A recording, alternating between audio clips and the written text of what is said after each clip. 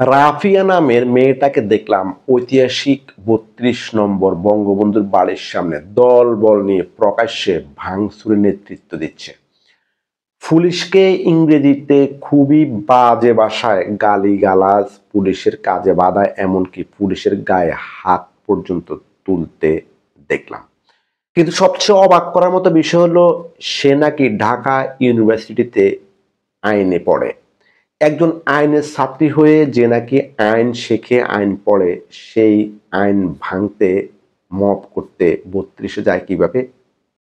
কিন্তু এই ঘটনাতে তেমন কোনো সমালোচনা আলোচনা দেখলাম না কোনো প্রতিবাদ।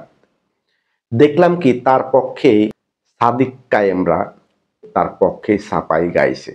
৩২-এ পুলিশ নাকি রাপিয়াকে হেনস্থা করেছে, অথচ আমরা তো দেখলাম সে পুলিশের পোশাক নিয়ে টানাটানি করছে, বেআইনি কাজে নেতৃত্ব দিচ্ছে। রাষ্ট্রের আইন সবার জন্য সমান হলে হয়তো সেদিন রাপিয়া তার সাঙ্গপাঙ্গ সহ গ্রেপ্তার হতো, কিন্তু না, আইন এখন ক্ষেত্র বিশেষে আইন অমান্যকারীদের পক্ষে।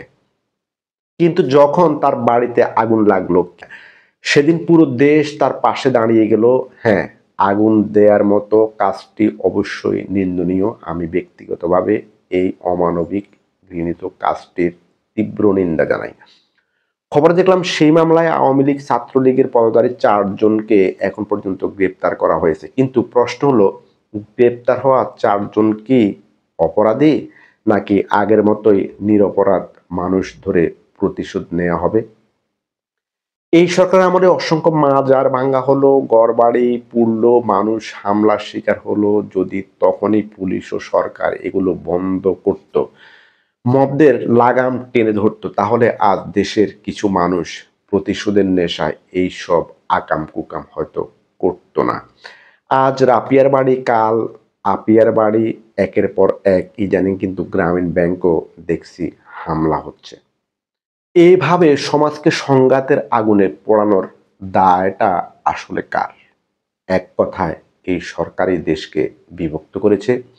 ২৪ বনাম ৭১ ইতিহাসের ক্ষতকে জিইয়ে সমাজকে 2 ভাগে বিভক্ত করেছে। জয় বাংলা বলা যাবে না, মুক্তিযুদ্ধের কথা বলা যাবে না, ৭১-এর কথা, স্বাধীনতার কথা বললে বলবে যে আওয়ামী লীগের দোষও দেয়া হবে, মামলা হামলা চালানো হবে, মব। ফলাফল, একদল পলাতক, আরেক দল প্রকাশ্যে যা খুশি তাই করে বেড়াচ্ছে। এখন প্রশ্ন হলো, আজ যারা মিথ্যা মামলা, জেল, জুলুম, নির্যাতনের শিকার, তারা কি চিরদিন চুপ থাকবে? যাদের সম্ভাবনা ধ্বংস করে দেয়া হচ্ছে, তারা এক সময় পথ হারাবে, আর রাফিয়াদের মতো যাদেরকে সুযোগ দেওয়া হচ্ছে, তারা বেপরোয়া হয়ে উঠবে।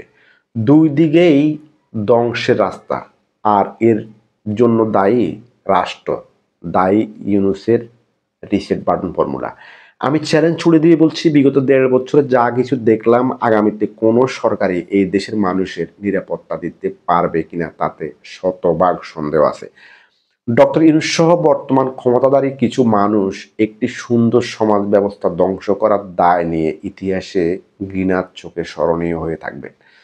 হয়তো আজ এদের বিচার হবে না, কিন্তু কালের বিবর্তনে একটা প্রজন্ম ঠিকই এই প্রভাবশালীদেরকে বিচারের কাঠগড়ায় দাঁড় করাবে, কারণ ইতিহাস কাউকে ক্ষমা করে না। কুমিল্লার 8ম শ্রেণীর ছাত্র ইমরান, সে রাজনীতির বোঝে না। মাত্র 13 কি 14 বছর বয়স, তাকে ছাত্রলীগ ট্যাগ লাগিয়ে জেলে পুরল, সন্ত্রাসী আইনে মামলা দিল। ছেলেটা পরীক্ষা দিতে পারল না, তার শিক্ষা জীবন এখানেই হয়তোবা শেষ। কই আমাদের তারেক রহমানরা, কই আমাদের শফিকুল ইসলামরা তো এই নিয়ে, এই নিষ্পাপ নাবালক ছেলেটার বিষয়ে একটা শব্দ করলো না।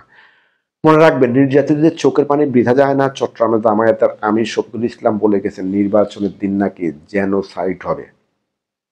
জেনোসাইড মানে গণহত্যা, মানে ওনারা গণহত্যা ঘটাবে। কিন্তু কার সাথে কার গণহত্যা হবে? নির্বাচনে তো আওয়ামী লীগকে সুযোগ দেওয়া হচ্ছে না, তাহলে কে কাকে মেরে জেনোসাইড করবে? অর্থাৎ তারা নিজেরাই একে অন্যকে হত্যা করবে, নিজেরা কামড়াকামড়ি করে ধ্বংস হয়ে যাবে, দেশটাকেও ধ্বংস করে ফেলবে। এইসব কিছুই ধ্বংসের ইঙ্গিত, জুলুম ও অত্যাচারের ফল। খুব বেশি দিন উপরওয়ালা কিন্তু সহ্য করে না।